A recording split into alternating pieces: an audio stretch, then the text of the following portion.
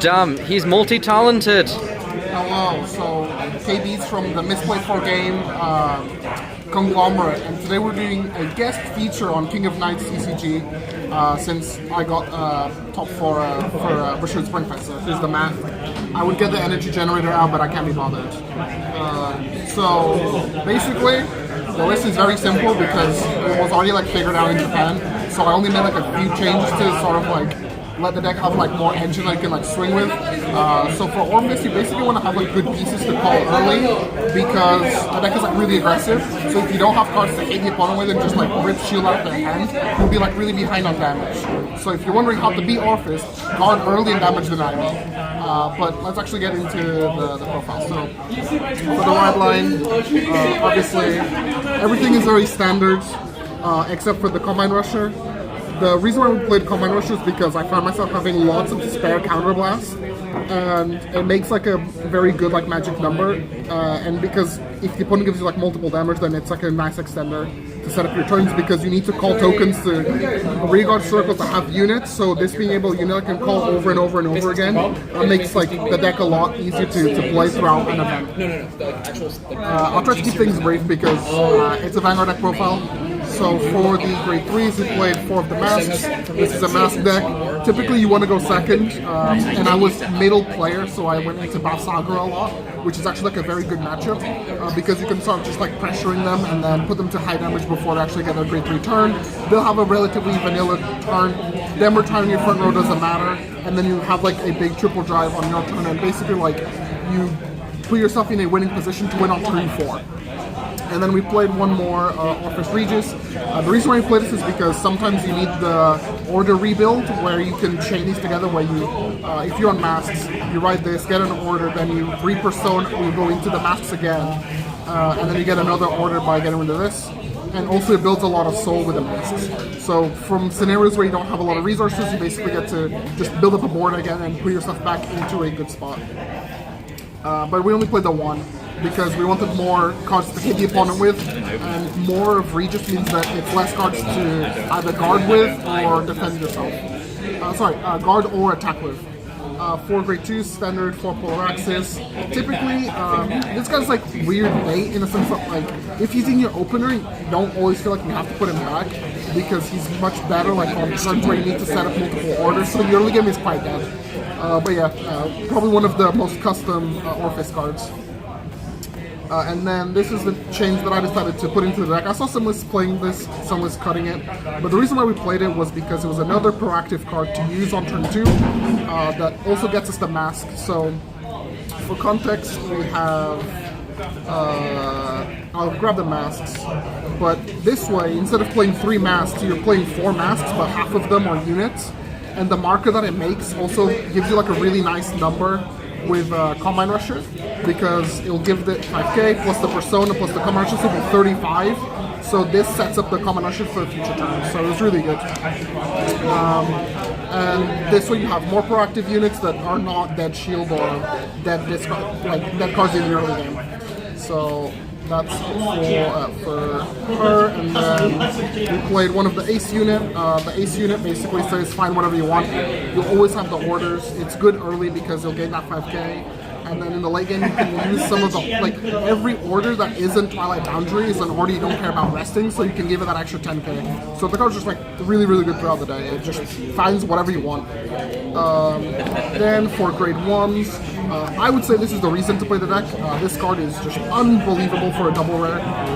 It's really good early because it gains 2k, which actually matters because if you are going second, it means that the 2k means that it's a 10k, so you can like at least ask for 5k shield from the opponent.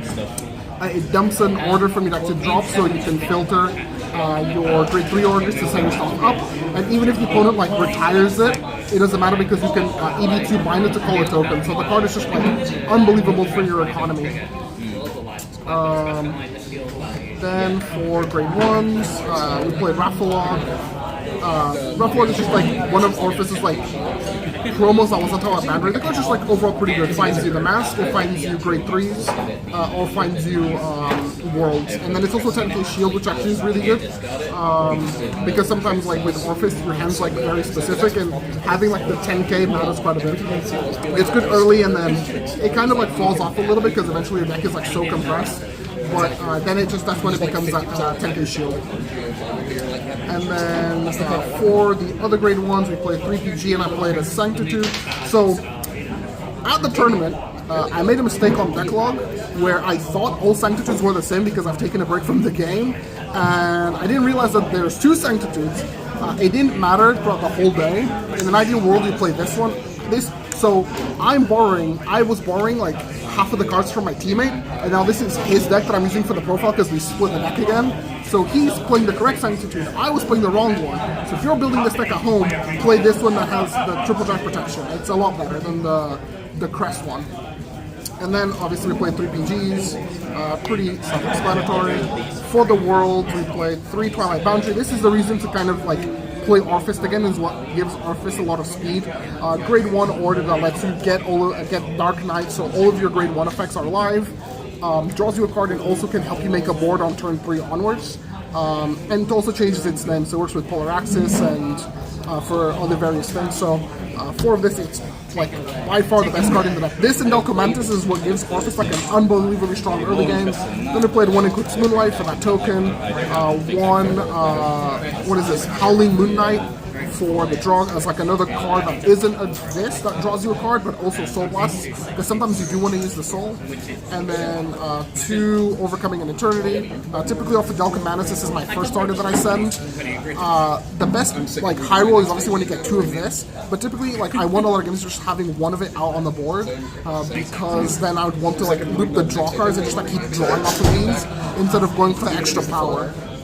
One of the reasons why I didn't fatigue as much into like other decks, like sometimes I was able to kill on turn 5 because like I just lived by looping the draw orders as opposed to like the power order.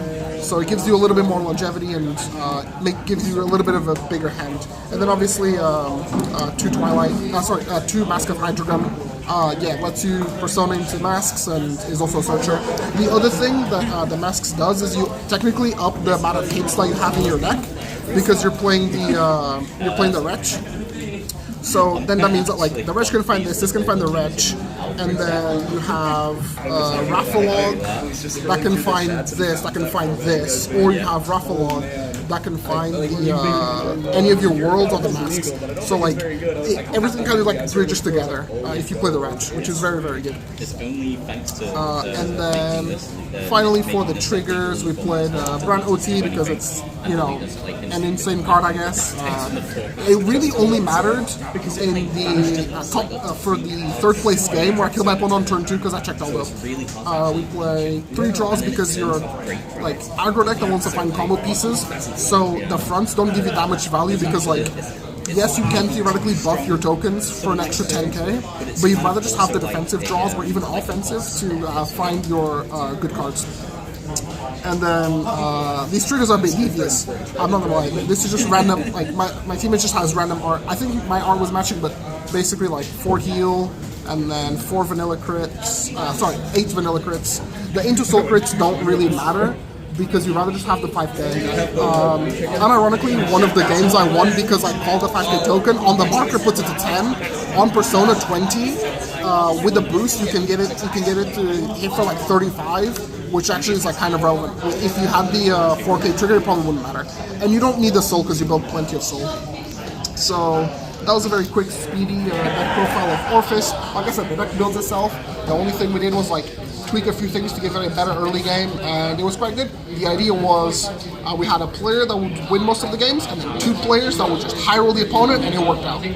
So thank you, Sebastian, for hosting me on King of Knights TCG, and that's it. Bye, thank you.